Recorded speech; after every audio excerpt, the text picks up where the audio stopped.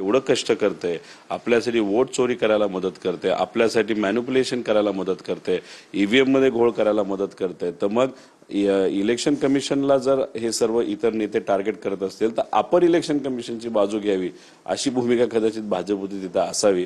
हे सगळं फालतूपणा आहे। त्यांनी किती काय केलं तरी लोकांना आम्ही सांगत आहोत की इलेक्शन कमिशनच्या माध्यमातून कशा पद्धतीने आपला हक्क म्हणजे लोकशाहीचा हक्क हा हेरला जात आहे।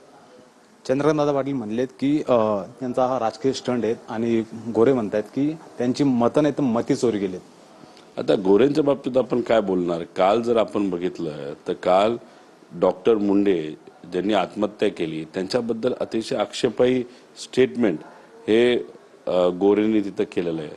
आता ज्या व्यक्तीचा इतिहास हा काळा आणि उघडा आहे त्या व्यक्तीला एका महिलेबद्दल असं बोललं नाही पाहिजे आणि त्या बाबतीत जर ज्या व्यक्तीला महिलांबद्दल कसं बोललं जावं नाहीतर एखाद्या महिलेने आत्महत्या केली असेल तर त्या महिलेबद्दल कसं स्टेटमेंट द्यावं हे जर कळत नसेल तर त्यांनी दिलेलं स्टेटमेंट हे खरं तर त्यांनाच लागू होतं।